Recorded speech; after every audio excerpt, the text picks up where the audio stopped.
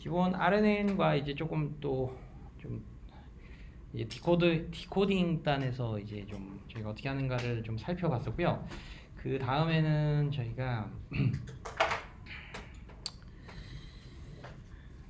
이제 어떤 어텐션이라는 주제로 좀 넘어가도록 하겠습니다. 그 뭐 여러 가지 이제 내용들이 좀 있긴 한데 뭐 이제 뭐 딥러닝에 기반한 방법론들이 좀 더 좋다 뭐 이렇게 말씀을 드리고, 일단은 요 이제 평가 매저 관련해서도 제가 또 조금은 이후에 좀 말씀을 드리도록 하고, 좀 더 중요한 주제인 그 어텐션이라는 주제로 이제 넘어가도록 하겠습니다. 이 어텐션은 아마도 또 많은 분들이 알고 계시지 않을까 싶은데요.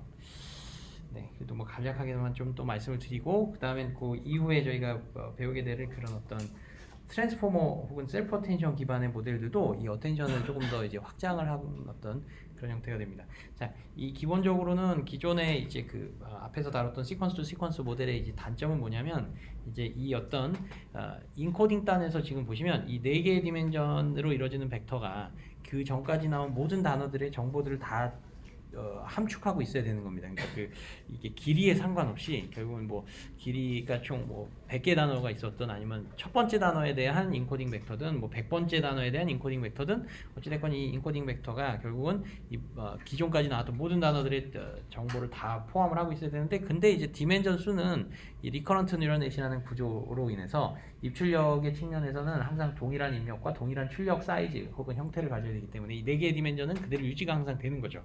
그렇게 되면 이게 뒤쪽으로 가면 갈수록 저희가 이제 기억해야 되는 혹은 이제 담고 있어야 되는 정보의 양은 점점 많아지지만, 그렇지만 이제 이 히든 스테이트 벡터의 디멘전 자체는 한정되어져 있기 때문에 결국은 이제 모든 것을 다 기억할 수가 없는 뭐 그런 사태가 벌어지게 됩니다.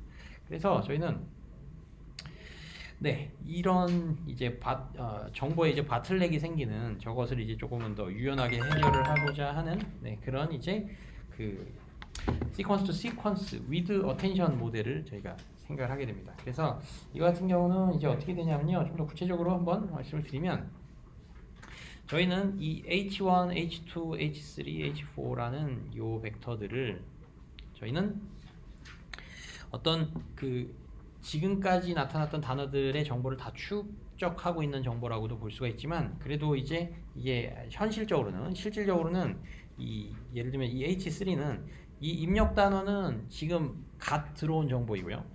이 전 단어는 여기를 한번 거쳐서 들어오는 정보고, 이 전전 단어는 이렇게 두 번이나 거쳐서 들어오는 단어이기 때문에 정보의 손실이나 아니면 유실이 더 많을 수 있게, 변질이 더 많을 수가 있게 되는 거죠. 그렇게 되면 어떻게 보면 이 H3는 여전히 이 해당 지금 따끈따끈하게 갓 들어온 이 단어에 대한 정보를 위주로, 그거를 이제 메인 어떤 그 정보로서 포함을 하고 있는 그런 이제 벡터로서 생각을 할 수가 있습니다. 그러면 이제 그것을 저희는 이 히든 스테이트 벡터 1, 2, 3를 각각의 입력에서 주어진 단어를 위주로 하되, 그 전까지에 나왔던 정보들을 어느 정도 포함하고 있는 이런 벡터로서 저희가 생각을 해본다면, 저희는 이거를 저희가 그 디코딩을 할 때 여기서 이제 이 H3를 이게 디코더단에 이 정보를 이제 H4의 인코더단 요거를 이제 넣어주는 식으로 이제 한 번만 딱 넣어주고 이제 끝났었는데, 이거를 H4만 이 인코더단에서 이 H4만 쓰는 게 아니라 여기서 나온 H1, 2, 3, 4를 다 좀 뭔가 그때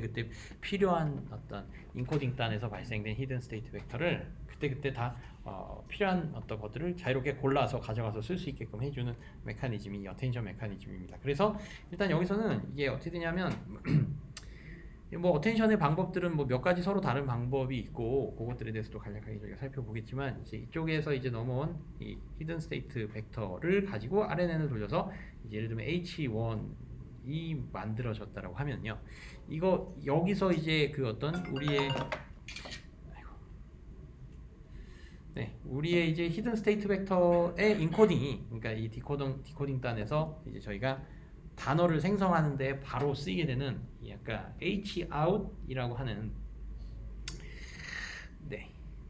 이 Hout을 쭉 가는 저 첫 번째 타임 스텝의 디코딩 단에서 첫 번째 타임 스텝의 히든 스테이트 벡터를 이렇게만 끝내는 게 아니라요, 저희는 이렇게 만든 저 정보를 가지고 한 번 더 가공을 합니다. 그리고 어떻게 가공을 하냐면, 저희가 그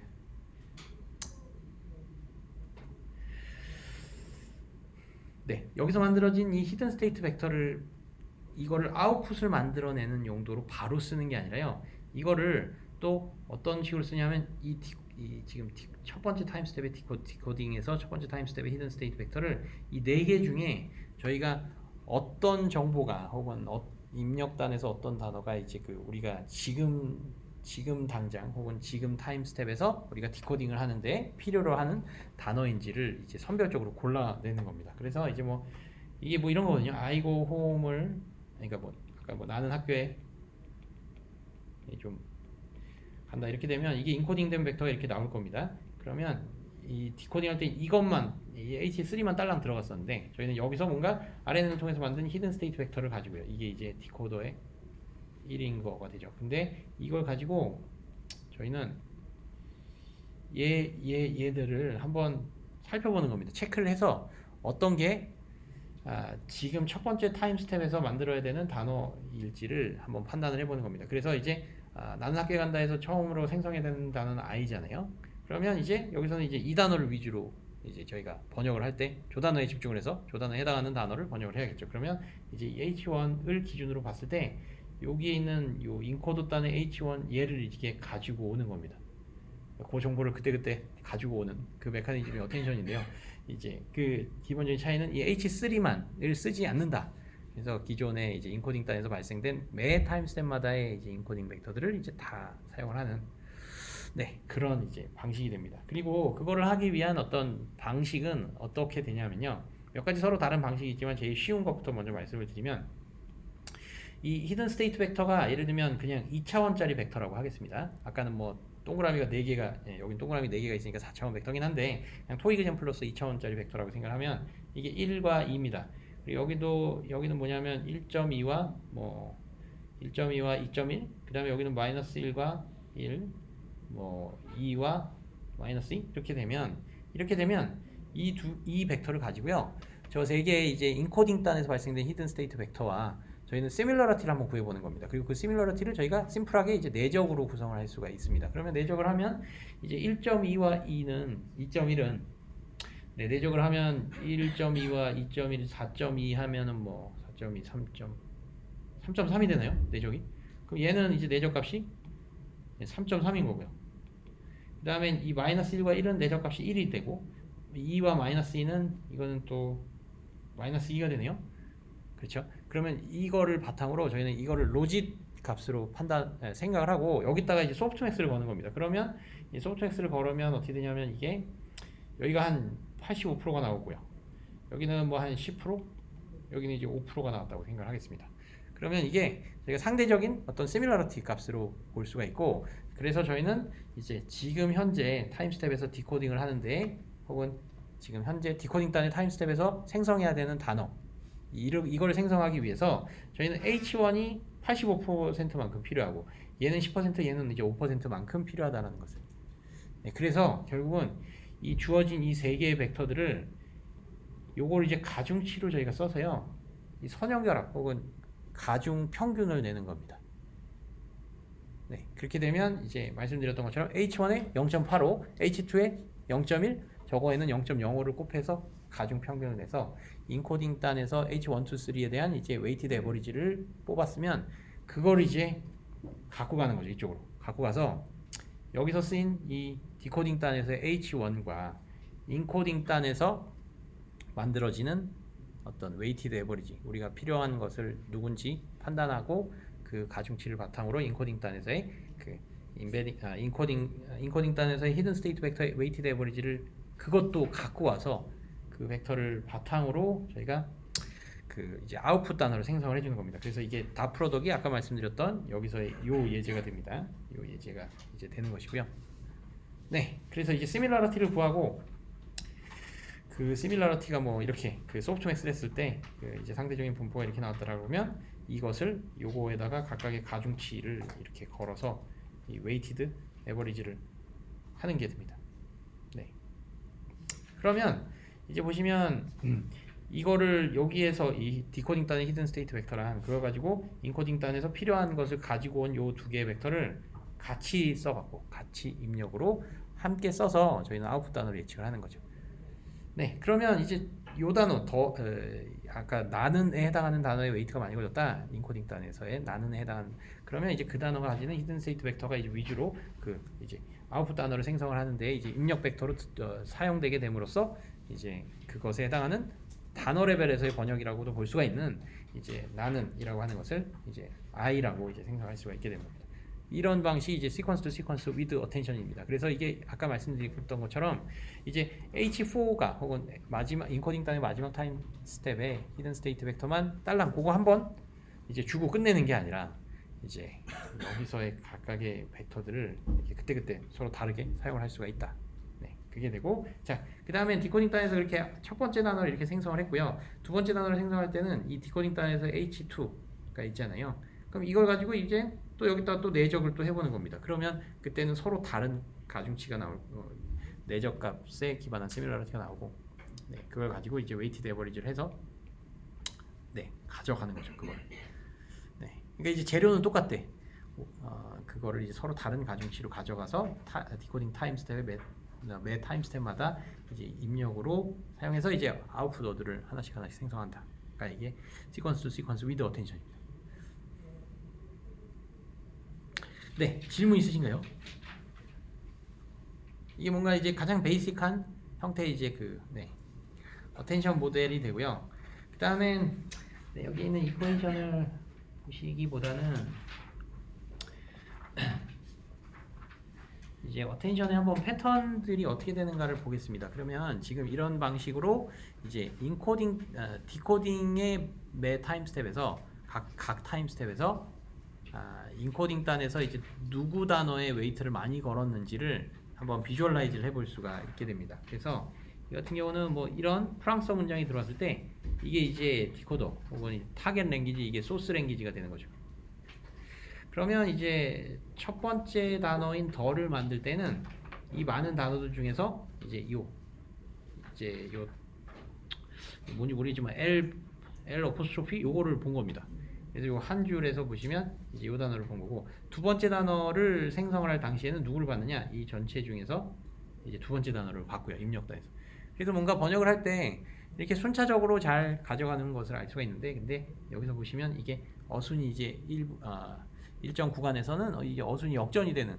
그래서 나는 집에 간다도 역시 마찬가지로 저희는 I go home 그러니까 나는 간다 집에의 순서이잖아요. 영어로 번역을 단어별로 한다면. 그래서 이제 필요한 그 어순에 해당하는 그 부분들이 이렇게 어텐션 모듈이 이렇게 이제 필요한 그때 이제 어순의 변화가 필요한 만큼 얘가 또 똑똑하게 이런 것들을 잘 또 적응을 한다는 걸 알 수가 있고 그 다음에 뭐 이렇게 같은 단어를 생성할 때 이제 여러 단어를 좀 동시에 보는 경우들도 있고 그 다음엔 또 여기 같은 경우는 뭐냐면 이게 좀 어떻게 봐야 될까요? 여기 예제가 좀 명확한 예제가 뭐 여기 같은 경우는 뭐 이 어떤 아웃풋 단어 두 개를 생성하는 동안 이걸 봐야 될까요? 이 아웃풋 단어 여러 개를 생성하는 동안 인풋 단어를 하나를 그냥 계속 고정적으로 보고 있더라. 약간 이런 겁니다. 그러니까 뭐 더 뉴욕 타임 그러니까 영어 말로는 이제 여러 개 단어로 이루어진 것이 우리나라 말로는 이제 단어 하나로 되어 있으면 그 하나를 생성할 때는 여러 단어에 이제 저희가 어텐션 가중치를 걸어야 될 필요가 있고 그다음에 영어 단어는 그냥 딱 하나인데 우리나라로는 뭔가 풀어서 설명해야 되는 경우는 이제 그 단어를 계속적으로 봄으로써 이제 그 여러 단어를 생성할 수가 있는 거죠. 그런 이제 역할도 이제 할 수가 있다라는 게 됩니다. 그 다음에 이게 어텐션을 저희가 조금 또 배우는 김에 조금은 이제 기술적으로 이런저런 서로 다른 이제 어텐션 방법들을 좀 알아보도록 하겠습니다.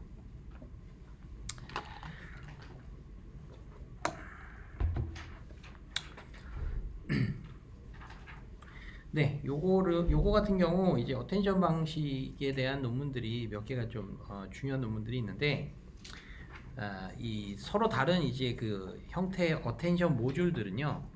아까 이제 요 말씀드린 요거 같은 경우는 이제 뭔가 저희가 닷 프로덕트 기반의 어텐션 모듈이라고 부릅니다. 그 다음엔 이게 닷 프로덕이 아니라 그러면 또 다른 방식의 이제 어텐션 모듈은 어떤 게 있는가를 생각을 해보면 지금 뭐 예를 들면 여기서 나온 이 히든 스테이트 벡터를 가지고 이 다 지금 내적을 한다는 거는 아까 말씀을 드렸고요. 근데 이걸 내적을 하는 방식이 그러니까 어쨌건 저희는 시밀러리티를 구하는 모듈이 필요한 거죠. 근데 그 시밀러리티를 구하는 모듈을 여기서는 구체적으로는 그냥 이제 디코더 단에서의 히든 스테이트 벡터를 이제 그 인코더의 각각의 히든 스테이트 벡터에 이제 내적을 하는 형태로 구현을 한 것이고요. 그러면 이거를 조금 더 일반화를 시켜본다면 어떤 뉴럴넷이 있습니다. 어떤 뉴럴넷이 있고 그냥 뭔가 이 두 개, 이게 이제 H 1, 2, 3, 4, 4의 디코더. 이게 지금 현재 타임 스텝의 디코더 단의 히든 스테이트 벡터니까요. 그 다음에 여기다가 이제 HI의 인코더. 이거를 i를 1번, 2번, 3번, 4번 이렇게 넣어서 여기서 나타나는 어떤 similarity 값을 이제 s i 이렇게 한다면 지금 현재 네 번째 타임 스텝에서 인코더의 i 번째 단어와 가지는 이제 similarity가 되는 거죠. 그리고 이 i는 지금 이 예제에서는 이제 H4 디코더에 이제 이거의 내적에다가 이제 HI의 인코더로 이제 구성을 한 것이고요. 뭐 그냥 이렇게 내적으로 저희가 저 펑션을 정의를 한 거고요.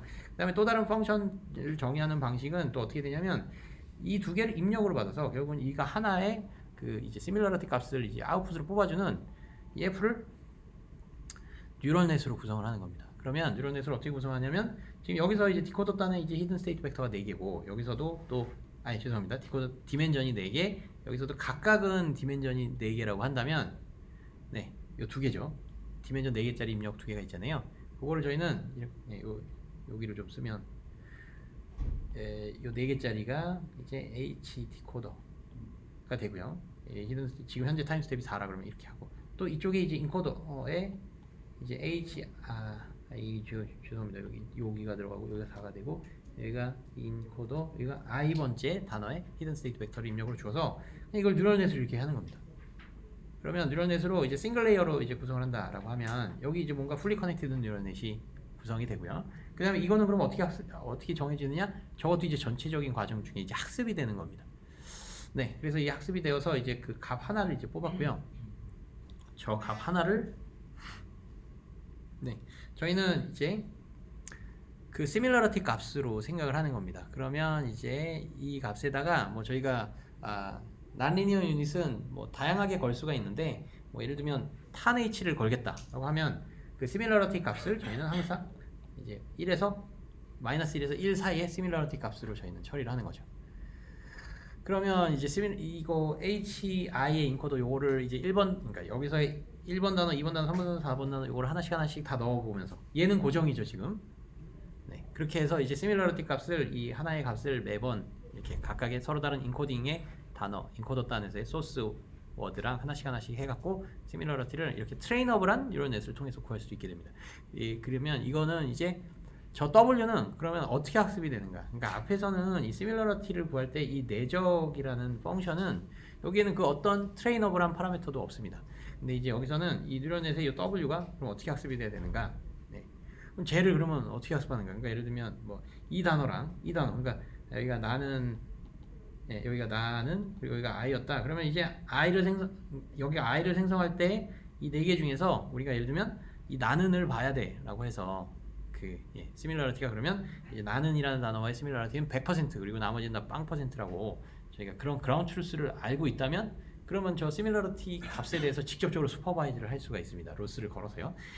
그렇지만 이제 이 보통의 이제 어텐션 모듈은 그 어텐션 값이 어떻게 나와야 되는가에 대한 어떤 그라운드 트루스 정보가 직접적인 그 그라운드 트루스 정보는 없는 형태가 일반적이고요. 그러면 쟤는 이제 어떻게 학습이 되는가? 바로 이런 겁니다. 그러니까 여기서 이제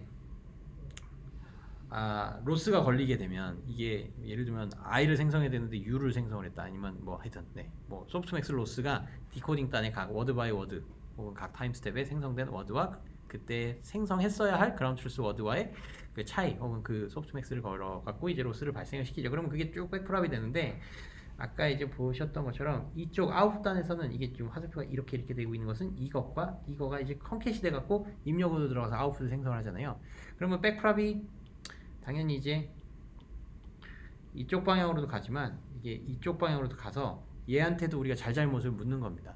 그러면 이거는 또 잘잘못을 묻다 보니 또 백프랍이 되면 이 가중치에도 또 저희가 잘잘못을 묻게 될 수가 있는 거죠. 그래서 이게 다 백프랍에 의해서 이제 이 아웃풋단의 그 소프트맥스 로스가 이제 백프랍이 되다 보면 결국은 이 저쪽 그 어텐션을 만들게 되는 저 모듈에까지 이제 그레디언트가 이제 전달이 되기 때문에 그래서 이제 그걸 바탕으로 이제 학습을 진행하게 되는 겁니다.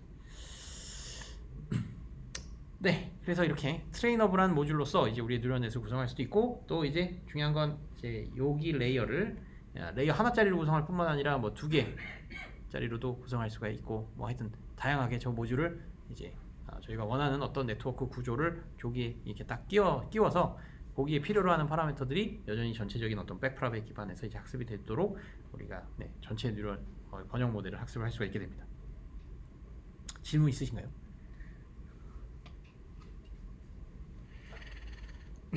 그렇게 하여튼 그렇게 학습을 했더니 이제 학습이 끝나고 나니까 어텐션 패턴이 이렇게 좀 거의 뭐 굉장히 신기하게도 하여튼 워드 레벨의 얼라인먼트를 그러니까 이 워드를 생성할 때 그 해당하는 소스 문장에 이제 그 해당 단어를 생성을 하도록 뭔가 잘 학습이 되더라. 우리는 이 단어가 이 나는이라는 단어가 I라는 단어랑 이렇게 직접적인 관련이 있고 직접적인 워드 레벨의 트랜스레이션이고 고가 간다고 이런 거를 저희는 전혀 가르쳐주지 않았습니다. 가르쳐주지 않았는데도 불구하고 이제 그런 것들을 좀 또 다 스스로 얘가 학습을 하더라 이게 됩니다. 그리고 그게 왜 되느냐? 어떻게 그런 좀 약간은 어떻게 보면 비현실적으로 마법과도 같아 보일 만한 이런 일이 벌어지냐 하면은요. 결국은 이게 좀 뉴런넷이 학습을 하는 과정은 결국은 이게 좀 통계적으로 볼 때 약간은 좀 우리가 알고 있는 뭐 선언적으로 나는은 이제 뭐 I고 뭐 이렇게 뭐 누가 이렇게 따로 가르쳐 준 게 아니라 좀 통계적인 그 데이터에 기반해서 그냥 약간은 좀 눈치로 배우는 겁니다. 그게 무슨 말씀이냐면 나는 집에 간다가 I고 홈으로 번역이 되고 나는 학교에서 공부를 했다. 뭐 I studied in the school 뭐 이런 또 다른 문장이 있다라고 생각하면 일단 아웃풋단에서 이 두 개 서로 다른 예제에서요. 둘 다 이제 첫 번째 단어에서는 I라는 주어를 생성을 해내야 되는 거잖아요. 그러면 그 I라는 단어를 생성을 해낼 때 결국은 입력 문장은 서로 다른 입력 문장이 주어졌잖아요. 나는 집에 간다와 나는 뭐 학교에서 공부를 했다. 그러면 저희는 이 두 개의 어떤 서로 다른 문장들이 주어졌을 때도 하여튼 지금 현재 타임 스텝에서는 I를 만들어내야 되는 지금 상황입니다. 그렇게 되면 이 뉴런넷이 뭔가 학습을 하는 과정 중에는 이제 이쪽에서 넘어오는 정보와 이쪽에서 넘어오는 정보 두 개를 종합을 하는데 최소한 이쪽에서 넘어오는 정보 중에는 아까 두 개 서로 다른 예제 중에 이 나는이라는 단어가 지금 똑같이 공통적으로 포함이 되어 있잖아요. 그럼 뭔가 I라는 단어를 생성할 때는 이 두 개의 예제 중에 다 공통적으로 지금 첫 번째 타임 스텝에서 I를 생성을 해야 되는 마당에 이 인풋 단어에서는 지금 공통적으로 이게 나는이라는 단어가 다 들어가 있구나.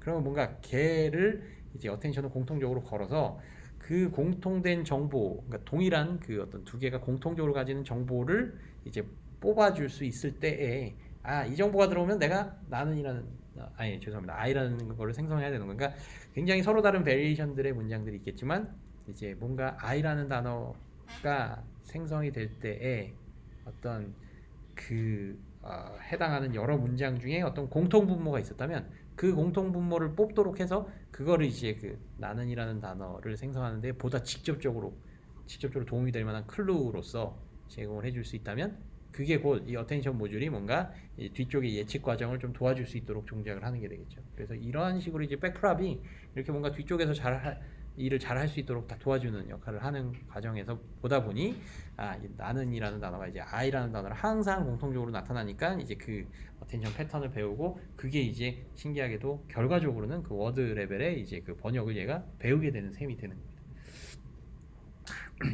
그리고 역시 마찬가지로요.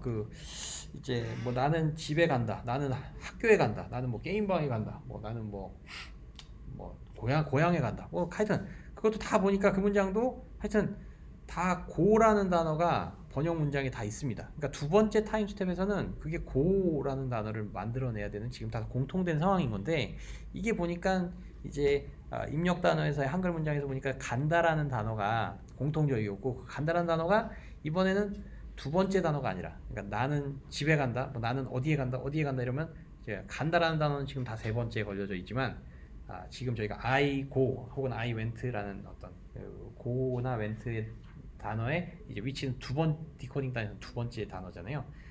그래서 이제 거기서도 역시 공통된 패턴을 이제 뽑도록 이 시밀러리티를 구하는 모듈이 잘 학습이 되다 보면 그러면 그게 의도치 않았는데 얘 모델은 뭐 이런 어순 뭐 이렇게 주어 동사 목적어 근데 우리나라 말로는 주어 목적어 동사 이런 어떤 문법적인 관계가 있으니까 이걸 뒤집어 줘야 돼 이런 거 하나도 없이 그냥 딱 그 공통 패턴만을 캐치를 해서 어찌됐건 예측을 하는데 최대한 좀 도움이 될 만한 그 공통 분모를 뽑아내려고 하다 보니 그게 뭐 의도치 않게 어순도 뒤바꿀 줄 아는 이런 어텐션 결과들이 뭔가 학습에 의해서 이제 이루어지는 셈이 됩니다. 네. 네. 그래서 이게 어떤 기본적인 어텐션에 해당하는 내용이 되고요. 질문 있으신가요? 네. 혹시 아까 그 어텐션 사진 있었잖아요. 네. 그럼 그 단어들끼리 뭐 어떤 뭐 인맥인 이거요? 시밀러리티 사는 건가요? 네네. 이게 뭔지 제가 정확하게 말씀을 안 드린 것 같은데요. 이렇게 하는 겁니다. 그러니까 뭐 예를 들면 나는 집에 간다. 이러면 아까 이제 이런 구조에서 디코딩 할 때 매 타임 스텝마다 이 어텐션 웨이트가 나오잖아요. 소프트맥스 웨이트. 그러면 이 첫 번째 단어 생성을 i로 했으면 어쨌건 이제 여기다 하면 지금 출력 단어가 지금 여기 i로 나와. 그러니까 나는 집에 간다. 이 세 개의 단어가 일단 이렇게 있는데 첫 번째 단어 i를 만들어내는 과정에서 어텐션이 누구한테 걸렸는가? 바로 얘한테 많이 걸렸잖아요. 이렇게 해서 이 한 줄을 채우는 겁니다. 그 다음에 두 번째 디코딩 단어 이 두 번째 타임 스텝을 가지고 또 이제 그럼 이 디스트리뷰션이 또 다른 디스트리뷰션이 나오잖아요. 그랬더니 그때 봤더니 이게 이제 뭐가 나왔냐면 여기 고가 나올 때 그때 쓰인 어텐션 웨이트는 이제 여기에 뭔가 진한 값들이 나오게 되는 겁니다. 네, 그래서 그때 디코딩의 각각의 타임 스텝이 이렇게 쭉 한 단어 한 단어씩 생성하는 과정 중에 이제 우리가 내부적인 어떤 중간 결과물로서 쓰이는 저 어텐션 웨이트를 한 줄 한 줄씩에 제가 채워 놓게 된 겁니다. 그게 곧 아까 이 그림이 되는 겁니다. 그래서 이제 요거 생성할 때는 이게 여기서 첫 번째 단어 생성할 땐 첫 번째 단어 소스의 첫 번째 단어, 두 번째 단어 생성할 땐 두 번째 소스 단어를 보다가 갑자기 이제 다섯 번째 단어를 생성할 때는 다섯 번째가 아니라 다섯, 여섯, 일곱 번째 단어를 뭔가 보는 식으로 생성을 했다라는 얘기가 됩니다. 네. 또 다른 질문 있으신가요? 네. 그라운드 트루스 정보를 넣을 때 지금 머신 트랜스레이션인데 입력으로 들어가는 거는 프랑스어로 들어가는 거잖아요. 네. 그리고 지금 출력단에서 디코드 하는 거는 영어로 들어가게 되는 건데 네. 프랑스어로 돈이라는 정보랑 그리고 영어로 네. 된 돈이라고 하는 정보가 이게 일치가 한다는 그런 정보도 들어가게 되는 건가요? 돈이 그러니까 머니. 네네. 그러니까 프랑스어로 예. 되어 있는 네. 디무니스 이거랑 그리고 영어로 머니가 네. 이게 매핑이 되는 정보도 그게 아닙니다. 아, 네, 그렇지가 않고 그냥 저희는 문장 페어만 주는 겁니다. 그래서 좀 전에 말씀드렸던 것처럼 이 워드가 저 워드에 해당이 된다 이런 정보는 저희가 전혀 사용을 하지 않은 채 그 문장 페어만 주는 게 되고요. 그런데 아까 말씀드렸던 것처럼 얘가 하여튼 통밥으로 하여튼 통계적으로 하여튼 주어진 수많은 학습 데이터 중에 보니까 돈이라는 단어를 번역을 하는 그 시점에서 보니까 인풋에서 항상 공통적으로 그 돈에 해당하는 프랑스어 단어들이 공통적으로 나타난다는 거죠. 그랬더니 이제 그러면 걔를 사용을 해서 그 패턴을 이제 간파를 해서 이 단어가 나왔을 때는 이거를 이때 이제 돈으로 생성을 해야 되는구나. 그거를 배우게 되는 것입니다. 네. 네. 또 다른 질문 있으신가요? 이게 또 좀 전체적인 이제 학습 과정이라든가 뭐 그리고 또 LSTM이나 이런 요소들도 저희가 완전히 배제를 한 상태로 뭐 좀 네. 그리고 또 특히 또 어텐션을 처음 만약에 배우셨다면 뭐 사실 그 딥러닝의 여기 과정에 이제 딥러닝 쪽에서도 저 어텐션을 아마 많이 배우셨을 것 같고 뭐 그런 분들은 또 조금은 중복이 되는 측면이 있을 수 있겠습니다만은 네. 하여튼 뭐 조금 이게 왜 될까 뭐 이게 왜 이렇게 돼야 되는가 뭐 여러 가지 좀 저 처음에는 좀 약간 믿기지 않을 정도 뭐 그렇게 강조를 하긴 좀 그렇지만 하여튼 조금은 그래도 뭐 이런저런 기회에 좀 곱씹어 가면서 뭔가 이렇게 이게 왜 되는 건지 아니면 백프랍은 어떤 식으로 이루어지는지나 뭐 이런 것들을 조금 또 기회 되시면 또 조금 더 찾아보시면 그런 자료들이 굉장히 많기 때문에 그렇게 공부를 좀 더 하실 수가 있을 것 같습니다. 네, 또 다른 또 질문 있으신가요? 네, 그러면 저희가 이 제가 강의 내용은 뭐 이것저것 좀 뭐 슬라이드 장수가 왠지 좀 장수가 너무 적으면 이게 항상 그런 일은 항상 전혀 절대 발생하지 않지만 강의 시간이 뭐 이렇게 남을까봐 뭐 이것저것 많이 넣었는데 네, 네, 뭐 하여튼 그래서 뭐 좀 많이 넣었는데요. 일단은 여기서 이제 컨브 시퀀스는 저희가 일단 시간 관계상 좀 생략을 하도록 하고요. 그리고 오늘 또 좀 아무래도 이제 여러 가지 이제 NLP를 하실 때 전철이라든가 이런저런 네, 내용들에 관해서 또 이제 실습을 위주로 또 저희가 배우는 게 필요한 부분들이 많이 있기 때문에 네, 이런 컨브의 스트레스 결론적으로는 뭐 좀 잘 쓰이지는 않는 그렇지만 뭐 네, 어느 정도 저 트랜스포머 모델과도 이제 밀접한 관련이 있었던 어떤 모델이 하나가 있었고요. 그 다음엔 이 트랜스포머 모델을 좀 보도록 하겠습니다. 그래서 논문 제목은 이 Attention is all you need라는 이제 논문 제목이고요. 자, 이게 하여튼 뭐 그 논문에 나온 이제 그림이었고 이게 뭐 무수히 많은 어떤 그런 방식으로 무수히 많은 기회에 이제 뭐 어떤 활용이 되어져서 이제 설명이 되고 막 쓰이고 있습니다. 굉장히 임팩트가 있는 어떤 그런 방법론이 되고요. 그래서 이제 지금 말씀을 드리고자 하는 것은 이 Attention is all you need 라는 논문 제목에 그리고 이 모델에서 제안한 모델인 이 트랜스포머 모델. 그러니까 이름은 뭐 그냥 별로 좋은 것 같지는 않은데요. 하여튼 뭐 네, 요거를 좀 말씀을 드리겠습니다. 요거는 이제 기본 아이디어는 뭐냐면요. 저희가 인코딩을 할 때나 이제 디코딩을 할 때 저희가 다 하여튼 LSTM 기반으로 했었습니다.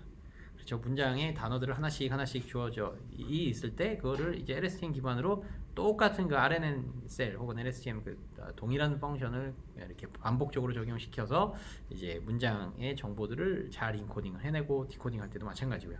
근데 이제 이제 하여튼 시퀀스 데이터 하면 뭐 당연히 LSTM이지 혹은 뭐 GRU나 아니면 뭐 그런 RNN 기반의 구조지 라는 약간 그런 편견이라고도 볼 수가 있는 그거를 좀 이렇게 벗어나서 여기서 얘기하는 것은 제목에서도 아시다시피 어텐션만 있으면 우리가 모든 걸 다 할 수 있다. 시퀀스 데이터를 이제 RNN보다 더 잘 인코딩 및 디코딩 할 수 있다 라는 어떤 그런 형태의 모델이 됩니다.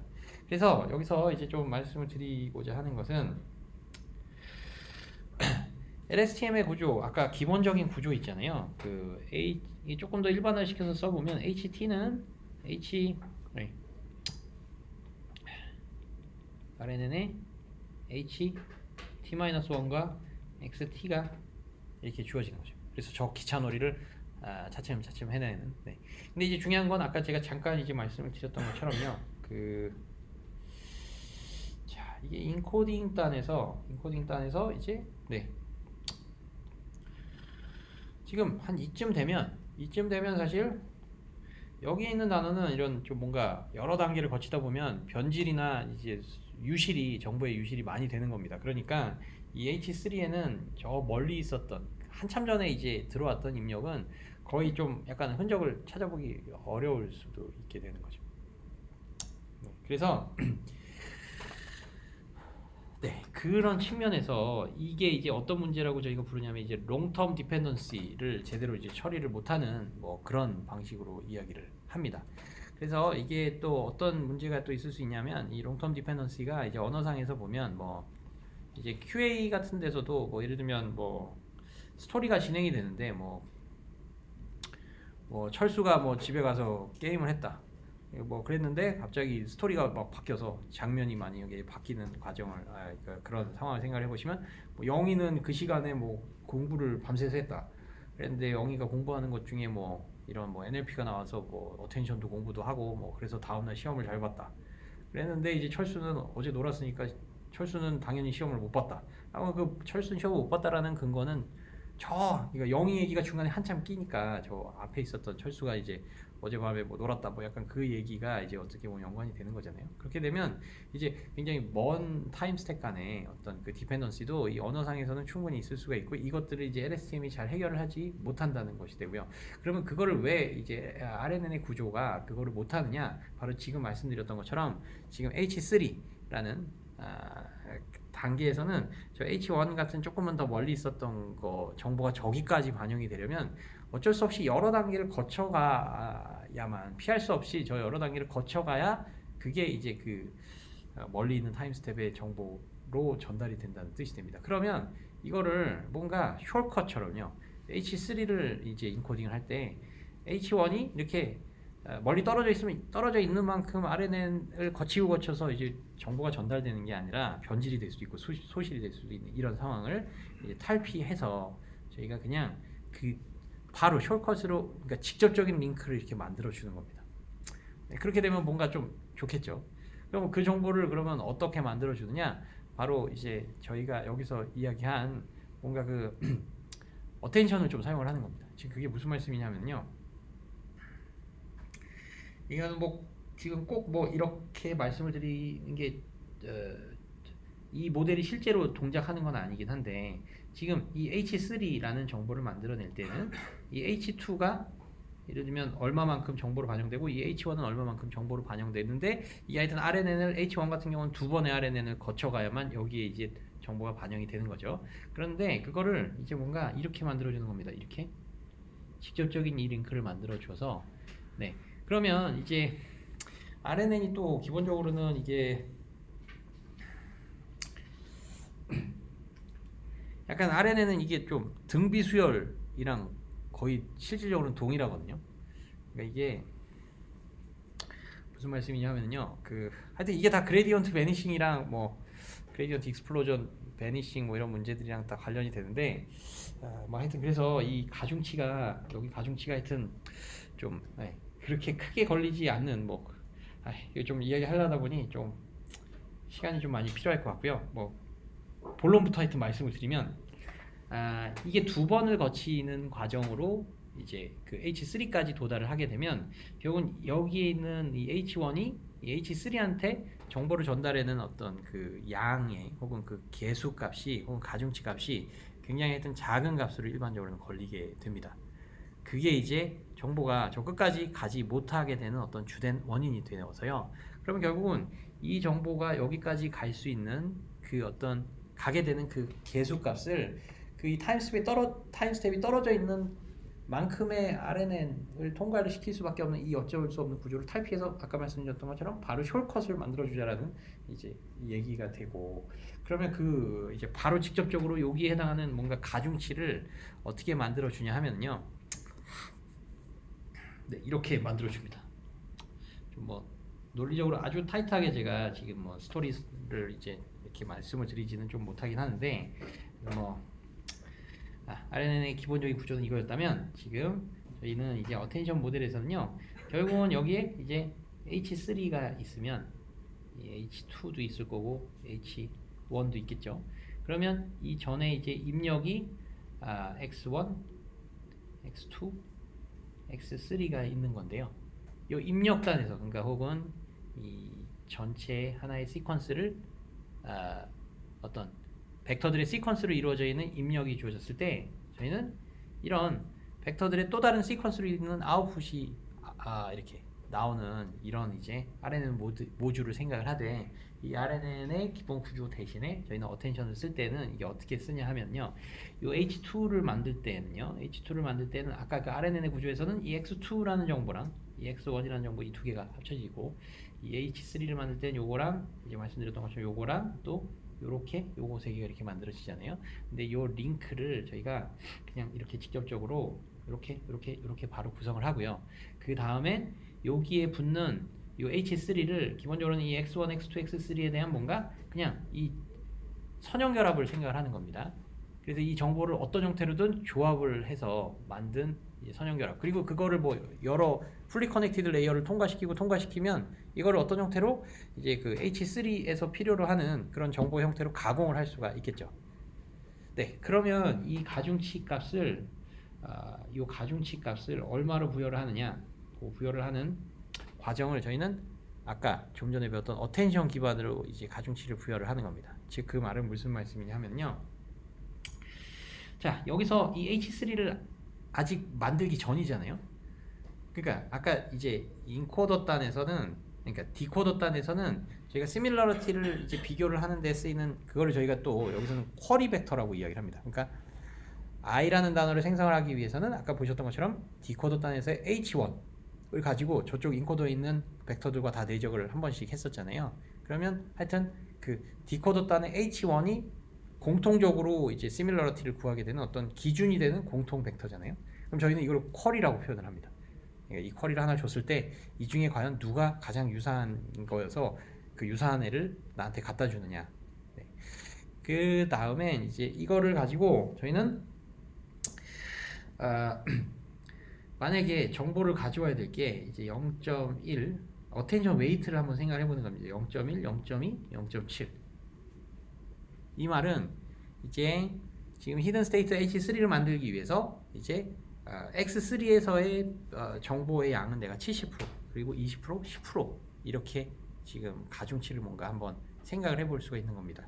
그러면 이거를 하려면 예를 들면 이 디코더 단에서의 뭔가 히든 스테이트 벡터가 있어서 이제 그거 가지고 이거 내적을 해주면 아까와 비슷하게 이제 어텐션 웨이트를 뭐 내적을 해갖고 소프트맥스를 걸면 이제 그 가중치를 저희가 구할 수가 있겠죠. 네. 그러면 과연 이 벡터는 이제 어디서 오는가?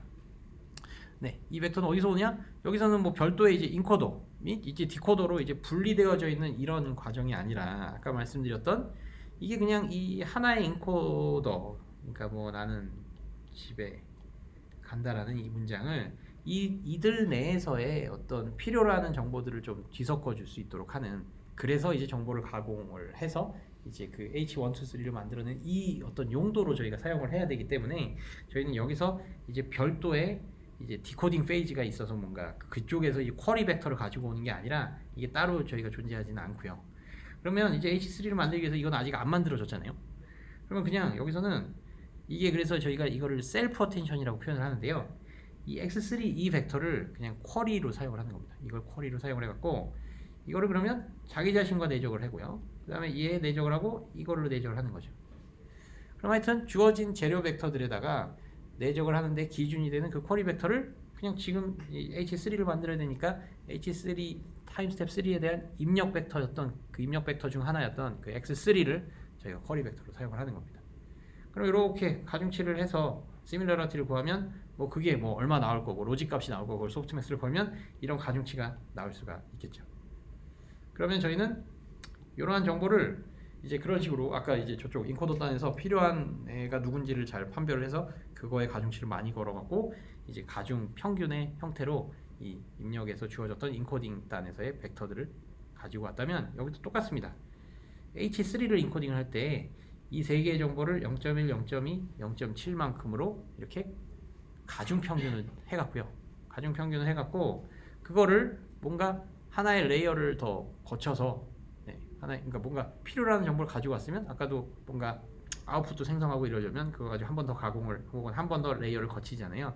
그래서 레이어를 한 번 더 거침으로써 이제 H3를 만들어 주는 겁니다.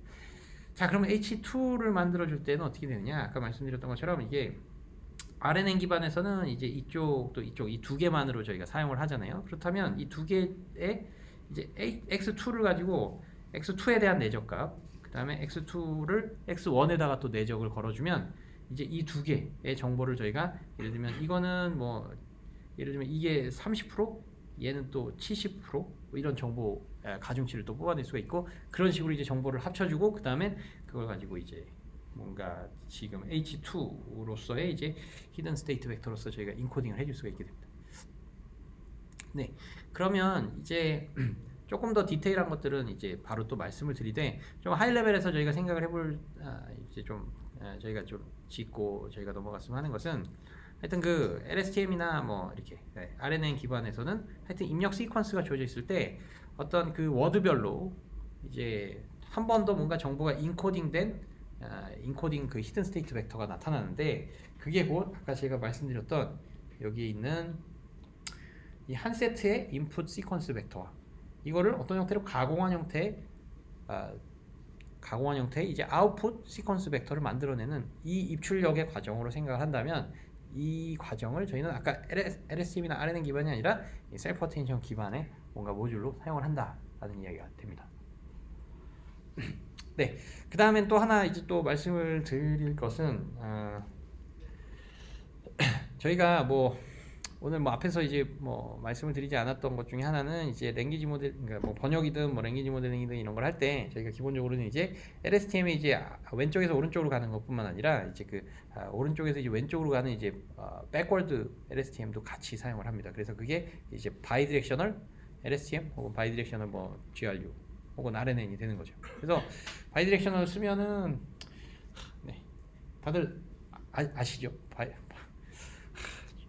하여튼 기초적인 것들에 해당하는 제일 쉬운 거가 제일 가르치기 좀 어려운데 뭐 단어 이쪽 방향으로 이제 이 입력을 이렇게 인코딩을 하는 것과 나는 그러니까 집에 간다 이렇게 있을 때 네, 이거를 이제 이쪽 방향으로 이제 RNN을 이제 인코딩을 해서 나오는 히든 스테이트 벡터가 있었다면 이 똑같은 시퀀스를 이제 한 세트를 더 둬서 이제 RNN을 하나를 더 만들어 두어서 이번에는 이제 약간 3차원 쪽으로 그려보면 네, 요거는 이제 앞쪽에 있었던 빨간색의 히든 스테이트 벡터랑 전혀 상관없이 이거를 이제 또 다른 RNN을 구성을 하는데 이때는 이제 방향이 이렇게 되는 거죠. 네, 그래서 결국은 이 지배라는 벡터가 지배라는 단어에 해당하는 히든 스테이트 벡터가 이제 빨간색 하나와 이제 파란색 하나 이 두 세트로 이루어지는 겁니다.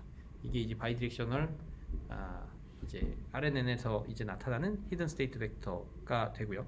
그럼 이 경우는 아까 이제 구조로 보면 이 지배라는 단어가 이 빨간 쪽에 들어가는데 이 나는도 이렇게 들어가죠. 그리고 앞에 있는 모든 단어들이 이 지배라는 단어에 어떤 형태로는 참여를 해서 인코딩을 해줍니다. 그 다음엔 또 이 파란색에 해당하는 부분은 이 지배라는 단어를 당연히 받고 근데 이제 이 오른쪽에 있었던 애는 약간 이 방향 있었죠. 요거 방향. 요 방향을 따라서 이제 오른쪽에 있는 단어들도 이 거꾸로 방향으로의 이제 LSTM을 저희가 적용을 해서 얻어내게 되면 이거는 결국은 그러면 이 문장을 바이디렉셔널 LSTM이나 RNN으로 인코딩을 한다라고 하면 이 지배라는 단어를 인코딩을 할 때는 결국 앞 뒤에 있는 모든 단어를 다 보고 인코딩을 하는 게 되죠. 네.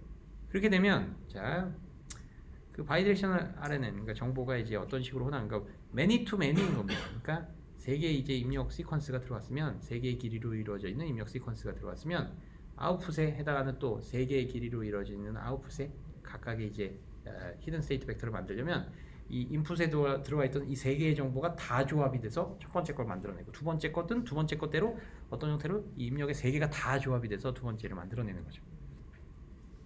네, 그렇게 되면 저희는 아까 여기서 이거 좀 워낙 지저분해지긴 했는데 이 두 번째 거를 쿼리로 사용을 한다면 그게 이제 그 포워드 RNN에서는 이제 자기 자신까지 볼 수 있고 그 전 거까지 볼 수가 있고 그 다음 거는 못 보잖아요. 근데 이 바이디렉셔널 구조에서는 그 다음 것도 볼 수가 있으니까 이거를 이렇게 자기 자신뿐만 아니라 왼쪽 거, 오른쪽 거 모든 애들이 다 이제 어텐션 웨이트를 구해서 그거 가지고 정보를 뒤섞게 되겠죠.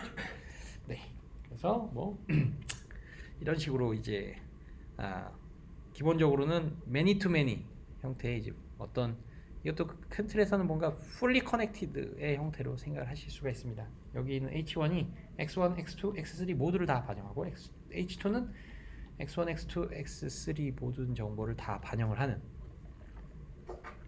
네, 그런 형태로 지금 인코딩을 해주고 있는 것을 알 수가 있습니다. 네, 그래서 어떤 조금은 뭐 풀 디테일까지는 아직 말씀드리진 않았지만 조금은 하이 레벨에서의 뭔가 어텐션 모듈을 사용을 해서 이 시퀀스들을 시퀀스 데이터를 인코딩을 할 수가 있다라는 거를 이제 말씀을 드렸고 그게 결국은 RNN이나 LSTM 모듈을 이렇게 뭔가 대체할 수도 있겠다라는 것까지는 저희가 이제 이해를 한 것 같고요.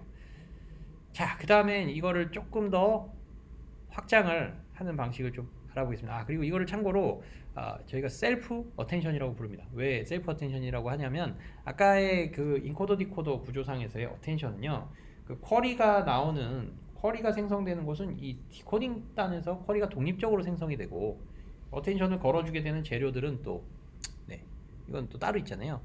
그랬는데 이제 이번에는 자기 자신 세트를 가지고 어텐션을 자기 자신한테 거는 거니까 셀프 어텐션이라고 부릅니다.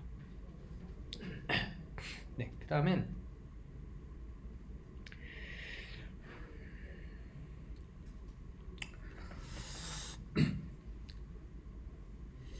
다음에는요 저희가 그 쿼리라는 정보가 이제 뭔지를 배웠고요.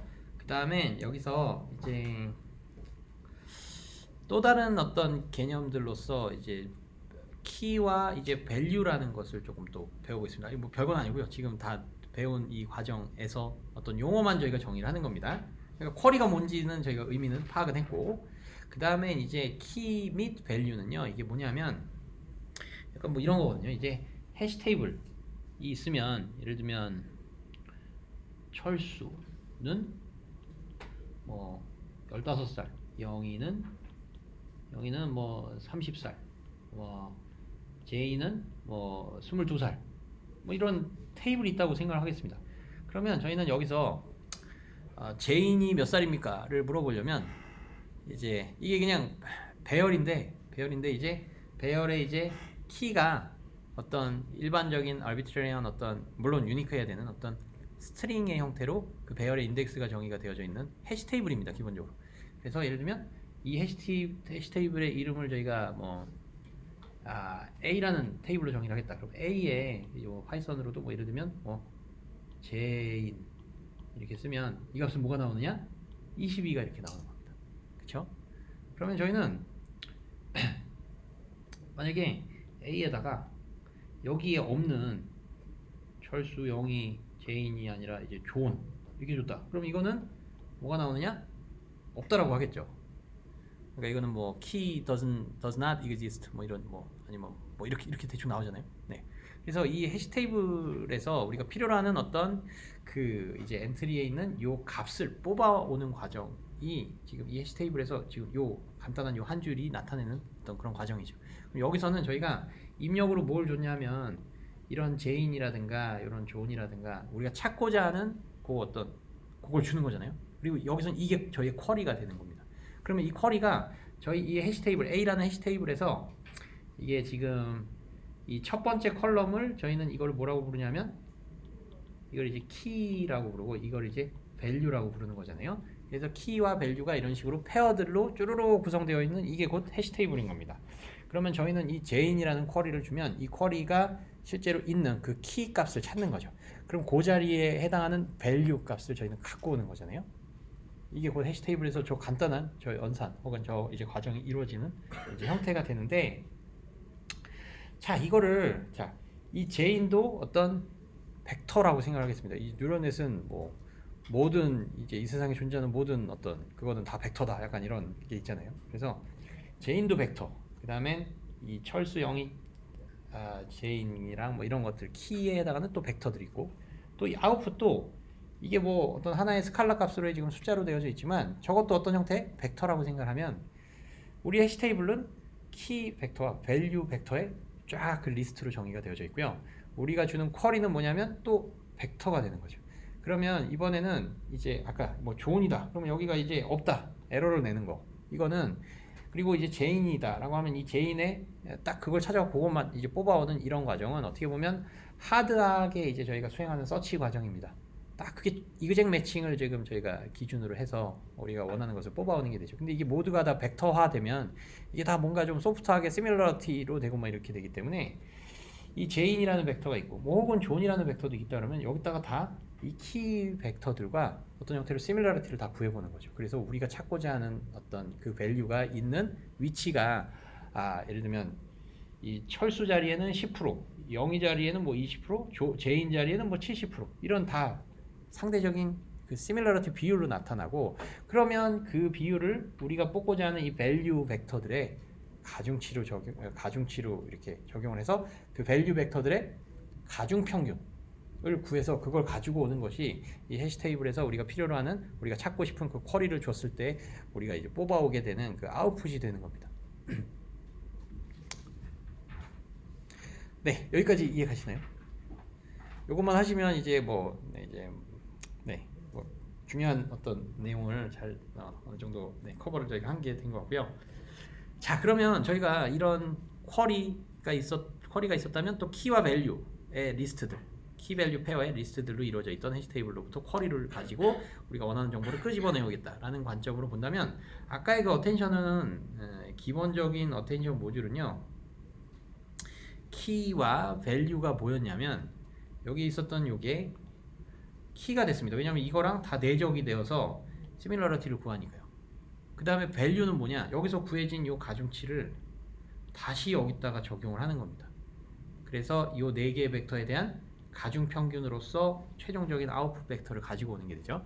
그럼 이건 어떻게 보면 우리 해시 테이블은 키와 밸류, 그러니까 이 동일한 어떤 인코딩 단에서 만들어진 저 벡터들이 키 역할도 하고 밸류 역할도 하는 겁니다. 네, 이런 식으로 이제 저희가 어떤 이 과정을 어떤 아까 말씀드린 키 밸류 페어로부터 필요한 정보를 가져오는 어떤 그 경우에 이제 스페셜 케이스로서 키 밸류가 동일한 형태라고 볼 수가 있습니다. 자, 그러면 저희는 쿼리 키 밸류라는 이 세 가지 개념을 저희가 이해를 했다면 이 셀프 어텐션에서는 그 쿼리 키 밸류를 좀 확장을 할 수가 있습니다. 어떻게 확장을 하냐면 자, 여기서는 키 밸류가 아까의 그냥 그대로 그 어텐션 그대로 적용을 한다면 여기 세 개의 벡터들이 지금 예를 들면 H3 단에서는 얘가 쿼리가 되는 것이고요. 키 밸류는 또 이 세 개 전체가 키 밸류인 동일한 상태가 되는 거죠. 그러니까 어떻게 보면 여기는 쿼리 키 밸류가 모두 다 동일한 상태가 되는 건데, 근데 이제 이거를 약간 저희는 입력은 이 동일한 걸 사용을 하되 조금은 이제 뉴럴넷의 이제 레이어라는 걸 또 좀 저희가 잘 써갖고 좀 확장을 하는 겁니다. 그러니까 어떻게 되냐면 아까 요 이제 세 개의 x1, x2, x3가 있잖아요. 그러면 지금 h3를 만들어야 됩니다. 예를 들면 얘를 만들어야 될 때 그러면 이제 요 x3 얘가 쿼리가 되는 거였죠. 그래서 자기 자신을 이렇게 내적을 하고 또 이렇게 내적을 다 하는 거잖아요. 그렇게 해서 이 세 개의 키들과 이제 시밀러리티를 구하는데 지금 이렇게 되면 일단은 아까 말씀드렸던 것처럼 쿼리도 그 키 내에 있는 어떤 하나 자기 자신 뭐 누군가가 포함이 돼 있고 그러면 이게 보통 이제 자기 자신과 내적을 했을 때 그 시밀러리티는 저희가 생각할 때 제일 크다라고 볼 수가 있겠죠. 그러면 이거는 뭐 자기 자신만 무조건 줄창 가지고 오면 뭐 좀 그럴 수 있잖아요. 근데 사실 뭐 어떻게 보면 저희가 또 이제 뭐 in the house, 뭐 he stayed in the house라 그러면 뭐 사실 더라는 단어는 어떻게 보면은 그거 자체가 가지는 뜻은 그렇게까지 크진 않잖아요. 그러니까 이제 더라는 단어에 조금 더 유의미한 의미를 조금 더 이제 중요한 의미를 실으려면 더 자기 자신이 가지는 정보는 그냥 거의 버려도 되고 걔가 가지던 원래 의미는 별로 없으니까요.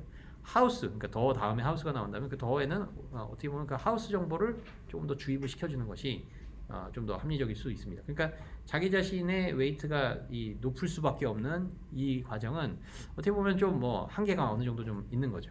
그렇기 때문에 근데 이거는 어쨌건 동일한 세트 중에서 하나를 쿼리로 선정을 해갖고 그 동일한 세트에 있는 다른 애들과 다 자기 자신을 포함한 다른 애들과 다 내적을 하게 되면 이런 현상이 어쩔 수 없이 벌어지는 겁니다. 그렇기 때문에 이거를 조금은 탈피하고자 이 기존의 이제 쿼리 키 밸류라는 요거를 좀 확장을 합니다. 어떻게 확장을 하느냐? 요 x3가 이제 쿼리 작용으로 쓰일 때는요. 쿼리 작용으로 쓰일 때는 이거를 뭔가 뉴럴넷에 쿼리를 뽑아내주는 뉴럴넷의 입력으로 넣어주는 겁니다. 그래서 뭔가 쿼리 벡터를 뽑는 거죠. 네, 그래서 여기서 이렇게 만들어지는 쿼리 벡터가 있고 또 그렇게 하면 이 쿼리 벡터, 그러니까 뭔가 한 번에 뉴럴넷으로 변환을 시킨. 그러니까 이거는 구체적으로는 제가 뭐 동그라미로 그래서 좀 약간 애매하긴 하지만 예를 들면 이 4차원 벡터가 있다라 그러면 이 쿼리 역할을 할 그 4차원 벡터 입력 벡터죠. 이걸 갖고 와서 변환을 시켜주는 겁니다. 뭐 풀리 커넥티드 레이어를 해갖고 또 뭐 4차원 벡터를 또 뽑아서 이게 이제 쿼리로의 변환을 담당해주는 레이어 하나짜리로 구성된 뉴럴넷으로 저희가 생각을 하면 그러면 이게 입력 벡터 x3가 이제 쿼리 벡터인데 q3로 이제 바뀌게 되는 거죠. 자, 그러면 이제 이 벡터를 가지고 이렇게 내적을 하면 이 w라는 얘는 뭔가 더 같은 단어가 들어오면 이 더라는 단어는 완전히 송두리째 다른 벡터로 바꿔줄 수 있도록 한다면 오리지널 원래 더 벡터와의 시밀러리티는 충분히 우리는 작게 만들어줄 수 있겠죠. 네, 이렇게 함으로써 이게 쿼리 자격으로 쿼리 역할을 할 때에는 이 같은 벡터를 뭔가 한 번에 변환을 저희가 더 둠으로써 이제 쿼리 역할을 적절하게 할 수 있게끔 하는 그 변종의 벡터로, 그러니까 변환된 벡터로 이제 바꿔주는 이 추가적인 이 쿼리 변환용 레이어를 혹은 뉴럴넷 모듈을 따로 두는 겁니다. 자, 이렇게 되면 자, 아까 키와 밸류도 역시 다 동일한 거였는데 사실 이렇게 되면 사실 이 동일한 벡터 세트로부터 출발하지만 사실 이게 키 자격으로 혹은 밸류 자격으로 역할할 때 그 버전으로 변환을 시켜주는 모듈들도 또 따로 저희가 정의를 해둘 수가 있겠죠. 그러면 이거를 저희는 이 쿼리 자격뿐만 아니라 이제 키 및 이제 밸류 자격으로 변환돼 줄 수 있도록 하는 그런 이제 모듈들을 가지고 요 세 개에다가 이 세 개를 가지고 다 키 자격으로의 변환된 벡터. 그러면 결국은 여기 Q3가 이제 X1, X2, X3와 직접 내적이 되는 게 아니라 이것들이 키 자격으로 뭔가 변환된 벡터와 이제 내적이 되는 겁니다. 그렇게 해서 가중치가 결정이 되고요. 그 다음엔 이 X1, X2, X3 얘네들이 그냥 얘네들 자체가 밸류가 되는 게 아니라 얘네들이 이제 다시 이제 밸류로서 그러니까 이 H3를 이제 인코딩을 하는데 네. 이제 실제 이제 가중 평균이 된다는 거는 가중 평균의 재료 벡터로서 쓰이는 그 재료 벡터들도 이제 입력 벡터들이 뭔가 한번 변환된 형태의 벡터가 필요할 수 있기 때문에 역시 밸류로의 변환을 해주는 그런 모듈도 또 따로 두는 겁니다. 그래서 이제 같은 세트라는 이 심플한 상황 여기다가 이제 얘네들이 쿼리 키 밸류 모두로서 다 역할을 하는 이런 거를 여기서는 이제 조금 더 이제 확장을 시켜서 좀 더 유연하게 이제 만들어 줌으로써 이제 쿼리 키 밸류로의 변환들을 다 따로따로 이제 정의를 하고 그것도 이제 전체 엔드투엔드로 학습이 되고요. 그렇게 해서 이제 서로 다른 세 가지 버전의 이제 벡터들로 변환을 시켜주고 거기다 우리가 알고 있는 어텐션을 해갖고 뭐 이렇게 내적해갖고 시밀러리티 그러니까 로직 값 구하고 소프트맥스 구해서 이제 상대적인 썸2원의 이제 시밀러리티 값을 구한 다음에 그거를 이제 밸류 벡터에 적용해서 이제 웨이티드 에버리지를 이제 H3에다가 이제 H3로 할당하는 뭐 이런 식의 과정을 하게 됩니다. 이게 곧 셀프 어텐션이 됩니다. 네, 여기까지 혹시 질문 있으신가요?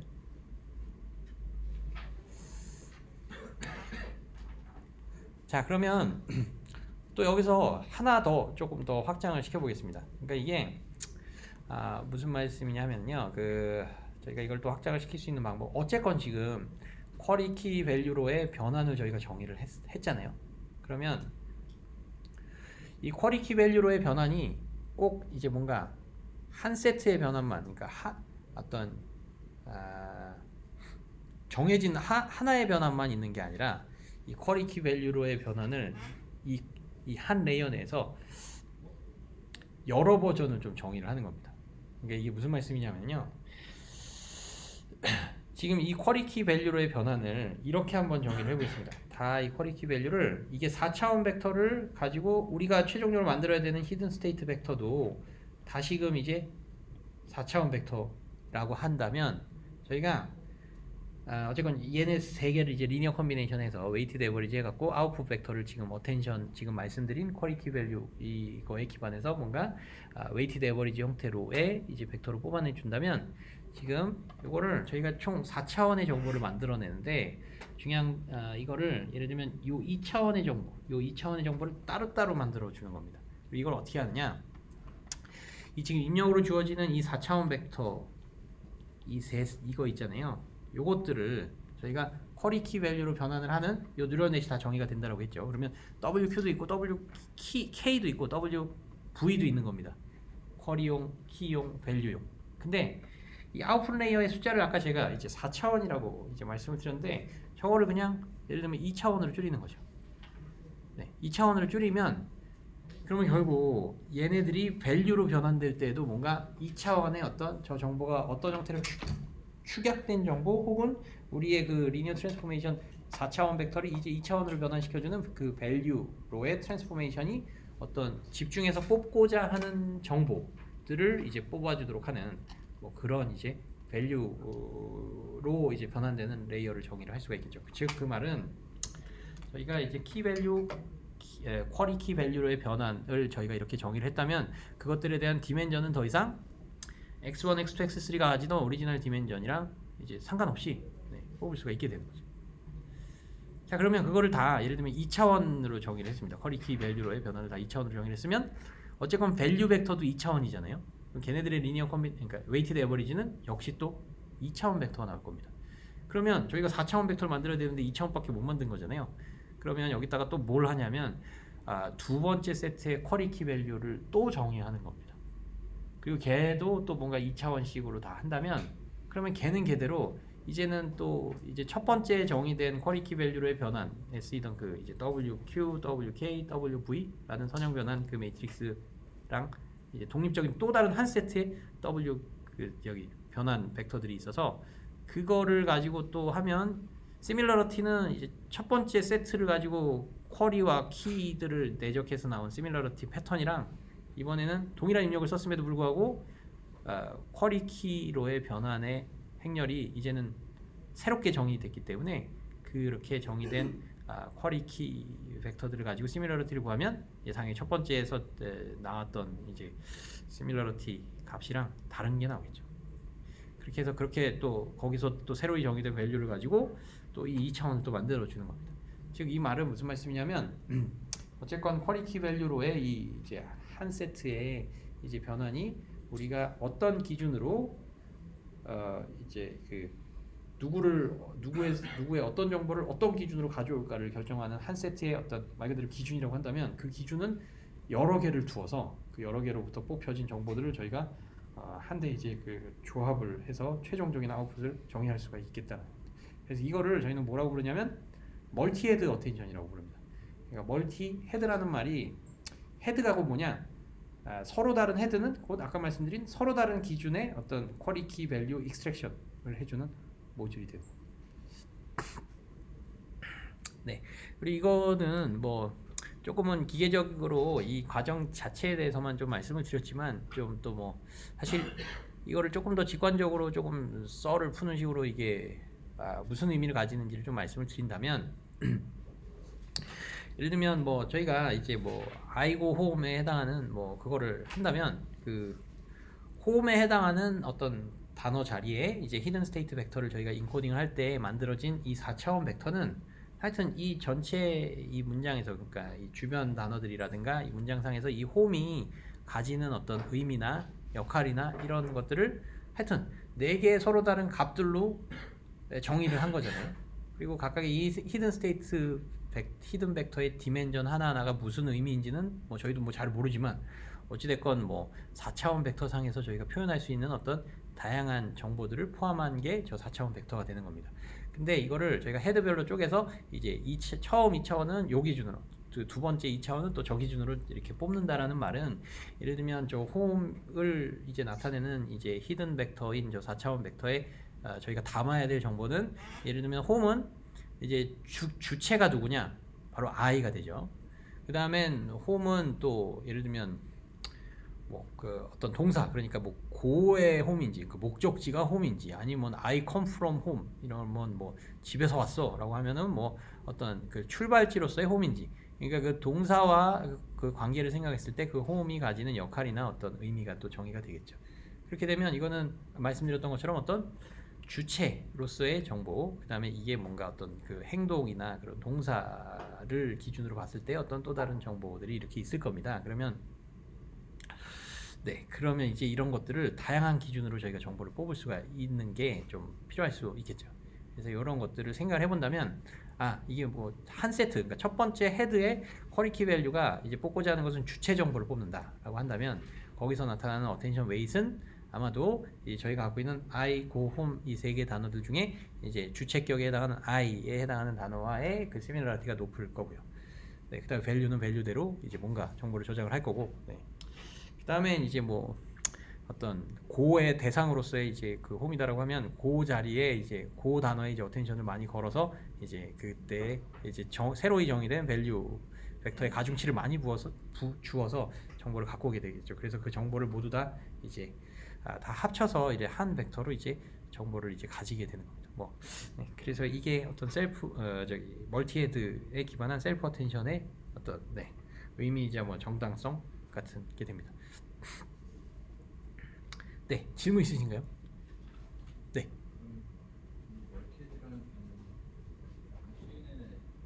네, 맞습니다. 딱 그렇게 생각하셔도 될 것 같습니다. 네. 근데 이제 CNN은 이제 채널 아웃풋에 채널 하나씩을 정의를 하잖아요.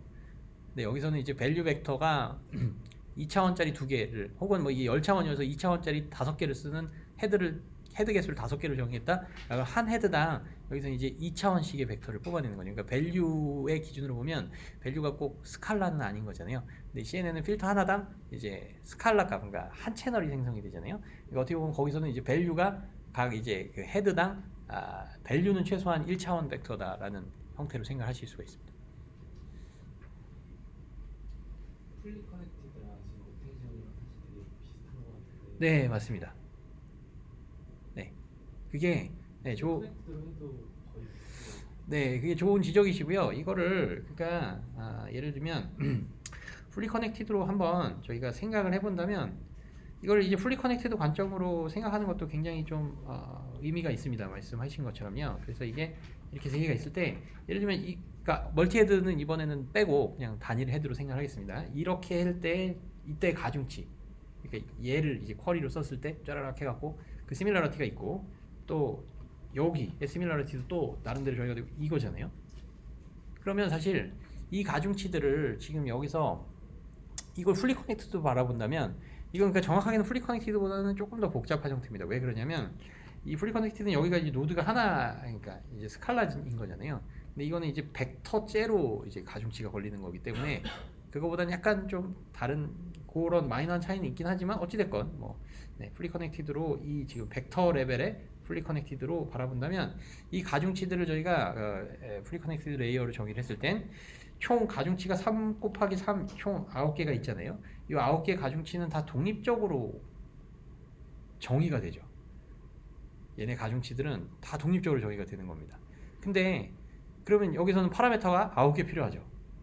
근데 이게 또 문제가 이제 그 시퀀스 데이터를 처리할 때는 이제 시퀀스 길이가 이제 똑같지가 않다. 그러니까 이미지도 뭐 그냥 2차원 배열이고 이것도 뭐 그냥 큰 틀에서 1차원 배열이라고 그러면 아니 둘 다 배열인데 이 시퀀스 데이터가 가지는 어떤 굉장히 중요한 어떤 좀 성가신 점이 뭐냐면 베리어블 랭스라는 겁니다. 이 문장의 길이가 어떨 때는 3개, 어떨 때는 5개 뭐 이런 거잖아요. 그렇기 때문에 이 경우는 그러면 풀리 커넥티드가 뭐 5개 버전일 때, 뭐 10개 버전일 때, 뭐 100개 버전일 때 그럼 이것들에 대해서 뭔가 다 이제 웨이트가 정의가 되는데 어떨 때는 3개짜리만 들어오고 막 이게 좀 약간 다 좀 약간 이상해지잖아요. 그래서 그런 측면이 있고요. 그 다음에 여기서는 그러면 어찌됐건 시퀀스 길이가 뭐 총 10개다라고 하면 10개 바이 10개가 이제 정의가 돼야 되는데 웨이트가 다 따로따로 정의가 돼야 되고 그것들이 따로따로 이제 그 백프라베이에서 옵티마이즈가 돼야 되고 이러는데요. 이 저기 지금 그 어텐션 기반으로 저 웨이트들이 결정이 되는 이런 셀프 어텐션 모듈이나 이런 식으로 이제 저 웨이트가 결정이 되는 경우는요. 이거는 이거 하나하나가 다 각각 뭔가 독립적으로 결정되지 않습니다.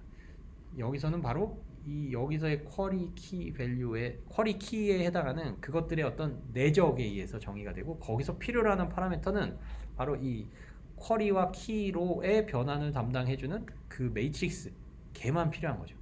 그러면 여기서는 극단적으로 시퀀스 길이가 한 1000이 되면 1000 바이 1000의 웨이트를 다 따로따로 정의를 해야 됩니다. 근데 예를 들면 이게 그냥 2차원짜리를 생각하신다면 1000 바이 그러니까 1000개짜리 시퀀스가 들어왔어도 그 1000 바이 1000의 결과적인 그 풀리 커넥티드 레이어로 바라봤을 때 그 가중치들을 결정하는데 우리가 이제 최적화해야 되는 혹은 학습을 해서 결정해야 되는 파라미터 수는 결국은 쿼리 키로의 변환 그거에 필요로 하는 그 그 변환에서 과연 파라미터가 몇 개가 필요하느냐인 거죠. 그래서 예를 들면 여기가 2차원이고 예를 들면 쿼리 키도 역시 또 2차원 벡터로 변환해준다. 그러면 그 쿼리용으로의 2x2의 풀리 커넥티드 레이어의 그 4개와 또 이제 키용으로의 또 이제 2x2 이제 레이어를 정의해주는 그러니까 2x2의 그 인풋 아웃풋 레이어 간에 이제 풀리 커넥티드 레이어를 정의해주는 또 4개. 그러니까 총 8개의 그 가중치 혹은 파라미터만으로 이 길이가 뭐 100개가 됐든 1000개가 됐든 10,000개가 됐든 이걸 다 자유롭게 우리가 다룰 수가 있는 이런 스케일러빌리티가 생기는 겁니다. 물론 그렇지만 독립적인 기준에 의해서 정의되는 거에 비해서는 여기서는 어찌됐건 동일한 기준인 혹은 동일한 변환인 쿼리 키로의 항상 똑같은 변환을 이제 모든 타임 스텝에 이제 다 적용을 해준다라는 측면에서는 제약이 있죠. 뭐 그건 당연히 뭐 파라미터 수가 적은 만큼 그 장점으로 동작하기도 하지만 그거 자체가 가지는 그런 한계도 당연히 어쩔 수 없이 있는 거니까요. 뭐 그래서 그런 풀리 커넥티드 레이어의 그 어떤 그 웨이트를 뭔가 동적으로 정의해주는 어떤 이 길이에 디펜던트하지 않은 이제 별도의 모듈을 우리가 정의를 해주는 것이 이 셀프 어텐션이라고 생각하실 수 있습니다. 또 혹시 다른 질문 있으신가요? 네, 그 다음에 한 가지만 좀 더 말씀을 드리면 아까는 제가 심플하게 그냥 편의상 이제 쿼리 키와 밸류를 다 그냥 2차원짜리 뭐 그런 차원을 다 동일하게 맞췄잖아요. 근데 잘 생각을 해보시면 쿼리로의 변환, 그러니까 쿼리로의 변환, 키로의 변환이 있다면 쿼리와 키 변환을 했을 때 나오는 아웃풋의 디멘전은 똑같아야 됩니다. 왜냐하면 저희는 내적을 해야 되니까요. 그 다음에 그렇기 때문에 쿼리 키는 같은 디멘전을 가지는 거는 맞습니다. 아웃풋이. 근데 밸류는 사실 디멘전을 저희는 쿼리 키와는 상관없이 정의할 수 있습니다. 그러니까 쿼리 키는 이제 예를 들면 이게 4차원 벡터였으면 이 4차원 벡터를 2차원으로 줄여서 이제 내적을 시켜서 이제 가중치를 결정을 하되 밸류는 예를 들면 이거를 뭐 3차원으로 만드는 4x3짜리의 이제 그 리니어 트랜스포메이션 매트릭스를 정의를 해서 이제 밸류로 변환을 시킨다. 그러면 가중치를 해갖고 이 3차원 벡터에다 가중치를 걸면 되는 거니까요. 그러니까 이제 그 밸류 쪽의 디멘전은 사실 그 쿼리 키에 대한 디멘전과는 상관없이 독립적으로 결정이 될 수가 있습니다. 네, 또 다른 혹시 질문 있으신가요? 네, 그러면 저희가 식사를 저희가 하고요. 그 다음에 식사하시고 이제 1시에 다시 시작하겠습니다.